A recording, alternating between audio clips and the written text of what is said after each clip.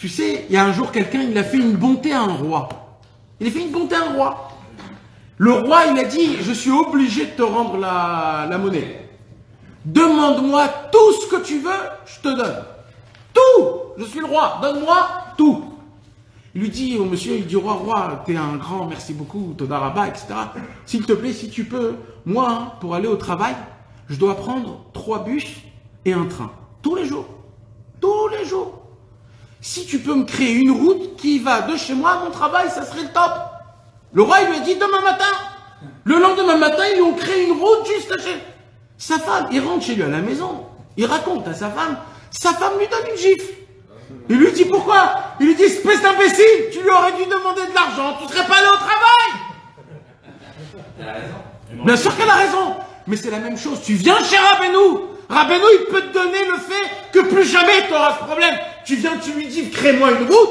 Ça veut dire, tu viens chez Rabbeinu, tu dis, donne-moi un enfant. Mais même quand ton enfant, il sera pas comme il faut, tu devras venir chez moi. Alors demande tout depuis le début. Demande-moi d'être un homme droit, un homme de foi, un homme de joie, un homme de bonté, un homme de droiture. Demande-moi le vrai. Pourquoi tu me demandes, c'est comme si tu viens manger dans un super grand restaurant. Donnez-moi un nom d'un restaurant de folie.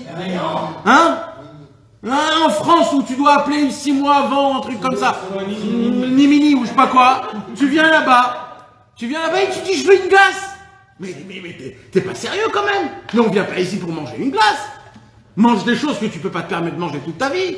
Quand tu viens chez le tzaddik, il n'a pas juste un billet à te donner. Le tzaddik, il va te donner un puits en entier rempli que tout le temps il réagit, tout le temps il réagit. Rabbeinu, il disait, vous savez mes amis, c'est ce que je vous dis, c'est le plus important. Sachez, on peut se planter toute une vie, mais écoutez mes amis, c'est important. Rabbi Nathan, quand Rabbi Nachman de Breslev, à la fin de sa vie, la dernière nuit de Rabbi Nachman de Breslev, c'était le tour de Rabbi Nathan de garder Rabbeinu. Vous savez, Rabbeinu, il était malade, donc les élèves, ils venaient à tour de temps, et ils étaient proches de Rabbeinu, ils étaient là pour essayer de l'aider, pour essayer. La dernière nuit, c'était Rabbi Nathan. Rabbi Nathan, il est venu à la dernière nuit, et pour aider Rabbeinu, sa dernière nuit. Il était là, et Rabbeinu, il était dans son lit, et Rabbi Nathan, il démontre, mes amis, ce que je vous dis là, c'est écrit dans le livre Yemé Moharanat. Dans le livre Yemé Moharanat, Rabbi Nathan a écrit chaque seconde qui s'est passée cette nuit. Et dans ce livre-là, le Yemé Moharanat qui est sur notre table, celui qui l'a pas, il faut qu'il l'achète. Rabbi Nathan a écrit d'une manière exceptionnelle, mes amis, la façon de tout ce qui s'est passé la dernière nuit de Rabbeinu. Et là-bas, il raconte. Il y avait un métar. Comment on dit un métar? Une tension. Il y avait une tension énorme entre Rabbi Nathan et Rabbeinu. Énorme. Quoi? Rabbi Nathan, il voyait tout autour de lui que c'était la fin. Mais dans sa tête, il se disait, c'est pas possible que c'est la fin. Je suis obligé de me dire que c'est des bêtises tout ça. C'est ça, dans sa tête de Rabbi Nathan. Et Rabbeinu, il voulait dire à Rabbi Nathan, mais Rabbi Nathan, regarde ce qu'il y a autour de toi, c'est la fin. Pose-moi tes questions, pose-moi toutes tes questions. C'est la fin, c'est la dernière nuit. Après, je ne pourrai plus. Dis-moi tout, je sais ce que tu as dans ton cœur. Dis-moi tout, parle-moi. Et Rabbi Nathan, toute la nuit, il se disait non, il ne va pas mourir. Et Rabbi Nathan, il dit, et on se parlait avec les yeux. Je voyais comment Rabbeinu me disait, pose-moi tes questions. Et Rabbi Nathan disait, non, il ne va pas mourir. Non, il ne va pas mourir. Il ne voulait pas admettre. Il ne voulait pas admettre que Rabbeinu va mourir. Quand Rabbi Nathan, il est parti, quand Rabbeinu est mort de ce monde le lendemain après-midi, et il a vu en fin de compte allongé avec le talit, il a crié, il a pleuré, il a dit j'ai raté l'opportunité de toute ma vie, de toute une vie, de tout. Et là, il a dit, là, il s'est mis par terre, Rabbi Nathan, et Rabbeinu, il était déjà mort, et il a commencé à crier dans son oreille, et il a crié, il a pleuré, et là, d'un coup, Rabbeinu, il s'est réveillé. Il s'est remis assis. Et c'est là qu'il a dit la fameuse phrase. Non. De quoi vous vous inquiétez?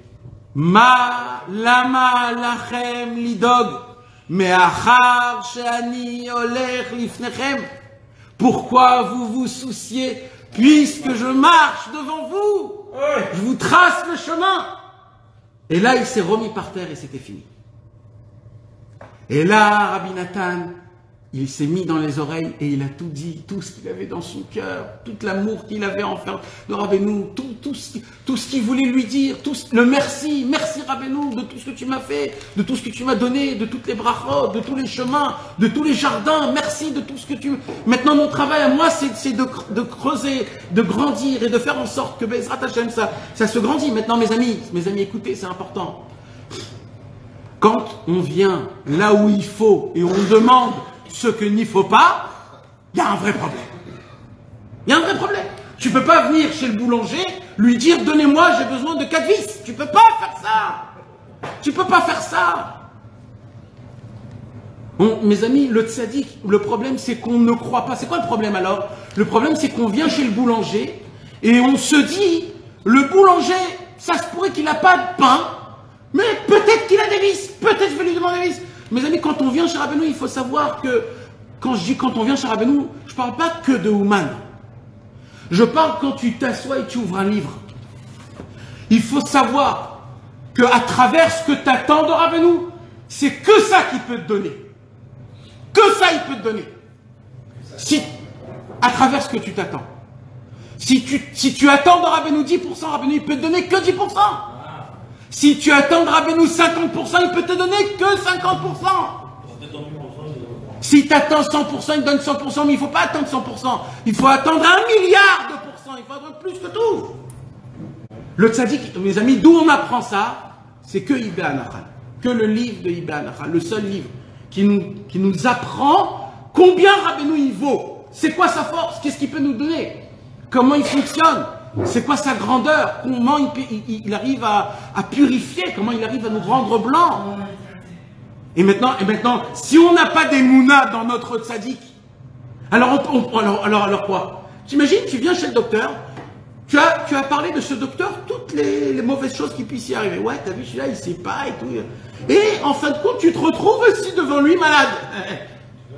Alors on te dit, mais tu t'es foutu de lui pendant 1 mois, et maintenant tu es assis à côté de lui, tu rigoles ou pas?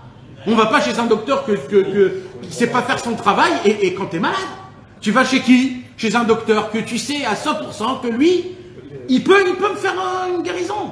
Maintenant, quand tu es malade, un homme il est malade du cancer, une grande maladie. Alors il va voir des grands, il va chercher les plus grands. Et quand il va chercher le plus grand, il lui dit pas, enlève-moi juste le petit bobo que j'ai dans mon ongle.